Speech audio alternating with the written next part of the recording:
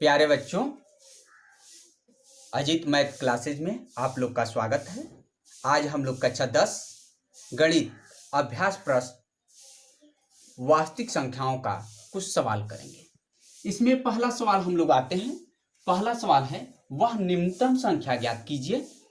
क्या है? वह निम्नतम संख्या ज्ञात कीजिए जिसको 28 तथा 32 से विभाजित करने पर शेषफल क्रमशः 8 व 12 प्राप्त होता है। ऐसा हम लोग कुछ सवाल कर चुके हैं, लेकिन उसमें निम्नतम नहीं, क्या पूछा था? वह अधिकतम संख्या ज्ञात कीजिए या महत्तम संख्या ज्ञात कीजिए जिसमें इतने इतने से विभाजित करने पे क्रमशः शेषफल इतना बचता है। अब ध्यान दीजिए, इस प्रकार के सवाल को हल करने के लिए जब महत्तम या अधिकतम कहेगा तो एचसीएफ ज्ञात करेंगे और निम्नतम कहेगा तो एलसीएम ज्ञात करते हैं। दूसरी बात और ध्यान रखना है, कभी कभी ये कहता है कि विभाजित करने पे प्रत्येक दशा में शेषफल एक ही कोई बचता है। जैसे हो सकता है 7, हो सकता है 8, खाली एक संख्या कोई कहे।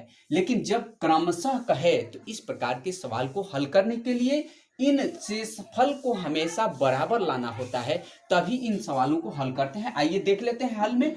तो सबसे पहले हम क्या करेंगे, 28 मतलब दी गई संख्या में 28 में से 8 घटाएंगे तो ये क्या आ जाएगा, 20 आ जाएगा। इसे D1 से डिनोट करते हैं। इसी प्रकार से 32 में से अब क्या घटा देंगे, 12, तो ये क्या आ गया, 20। इन्हीं दोनों संख्याओं को देखना होता है। यह जब तक दोनों बराबर नहीं आएंगे क्रमशः दिए गए शेषफल को संख्या में से घटाते रहते हैं, और जब ये बराबर आते हैं तो इनको माना जाता है डी, मतलब इन कॉमन संख्याओं को डी से डिनोट किया जाता है गणितीय भाषा में। और इस प्रकार से इन संख्याओं का हल कैसे ज्ञात करते हैं, तो वह निम्नतम संख्या ज्ञात करने के लिए एलसीएम ऑफ नंबर अर्थात एलसीएम 28 और 32 का लेते हैं। तो लॉस कोष्टक में किसका, 28 कामा 32 प्लस डी, ये आपका सूत्र होता है। ये डी कैसे ज्ञात किए हैं, तो ध्यान देना है कि जो क्रमशः कहेगा संख्याओं को और उसको तब तक घटाते हैं जब तक कि यह समान न आ जाए। तो हमने घटाया पहले ही स्टेप में, चूंकि यह दोनों समान आ गया तो डी का वैल्यू हमारा 20 हो जाएगा। तो लघुत्तम अब ले लिए किसका, 28 और 32 का। तो यहाँ पे हम गुणनखंड विधि का इस्तेमाल कर ले रहे हैं। तो यहाँ पे पहले 28 का हम गुणनखंड करते हैं। तो 28 का गुणनखंड हो जाएगा 2 गुणे 2, 2 दूना 4 और 4 सत्ते 28। इसी प्रकार से 32 का हम गुणनखंड करेंगे तो 2 दूना 4, दूना 8, दूना 16, दूना 32। तो अब इनका एलसीएम लेंगे तो एलसीएम क्या आ जाएगा, एलसीएम आपका आ गया, एलसीएम 28 कामा 32 बराबर आपका आ जाएगा 200। यहाँ पे दिखला देते हैं कितना ना, तो ये आ जाएगा, एलसीएम लेंगे तो 2 कामा 2 कामा 2 कामा 2, 1 2 3 4 5, 1 2 3 4 5 गुणे 7, तो बराबर आ जाएगा 224। ये आ गया 224। तो इस प्रकार से जब 224 आ गया तो इसमें से क्या करेंगे, अब हम इस 20 को क्या कर देंगे, 20 को सॉरी यहाँ पे प्लस नहीं रहेगा, ये माइनस डी होता है, ये माइनस डी होता है।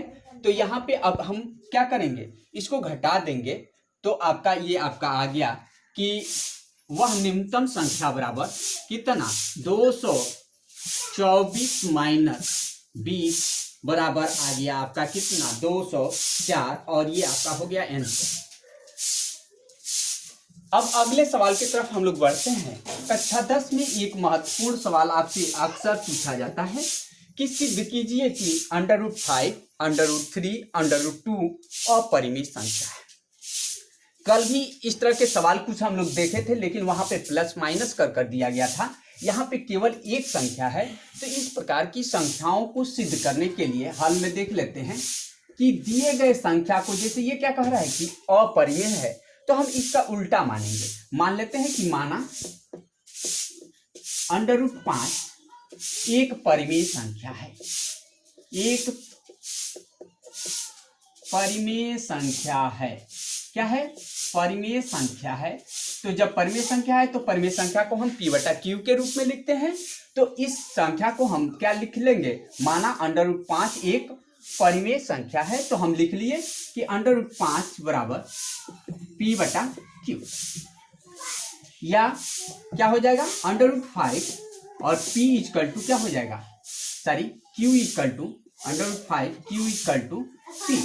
दोनों पक्षों का आइए हम लोग √5 q इक्वल टू p प्राप्त कर लिए।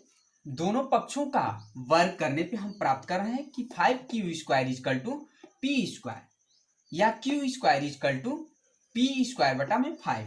अतः p स्क्वायर 5 से विभाजित है। क्या हो गया? p स्क्वायर 5 से विभाजित है। तो प्रमेय हम लोग जानते हैं वर्ग का, तो इसलिए संख्या 5 क्या p को विभाजित करेगा। इसी प्रकार पुनः अब आते हैं। अब हमने यहाँ पे देख लिया कि p को 5 विभाजित करता है या 5 p को विभाजित करता है, तो अतः हम p बराबर क्या मान लेते हैं? यहाँ p बराबर हम 5r ले सकते हैं या लिख लेते हैं, मान लेते हैं। तो मान लिया। तो यहाँ पे हम पुनः इस इक्वेशंस में p के जगह पे 5r रख दिए। तो 5r रखेंगे तो ये क्या हो जाएगा? 5q square equal to 25r square प्राप्त हो गया। अब यहाँ से 5 से कैंसिल कर दिए तो q square equal to 5r square imply that's r square equal to q square बटा में 5।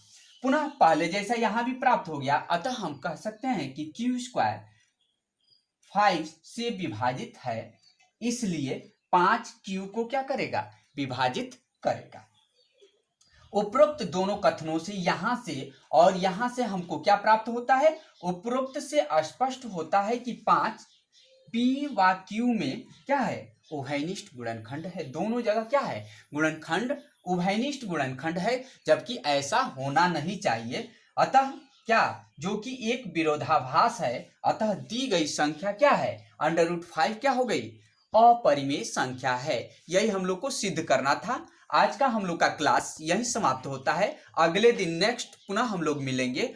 और यदि मेरा वीडियो आप लोग को पसंद आता है तो लाइक और शेयर करिए, अपने मित्रों के पास शेयर कीजिए, और कमेंट बॉक्स में यदि कोई चीज नहीं समझ में आता है तो कमेंट कर मुझे बताइए।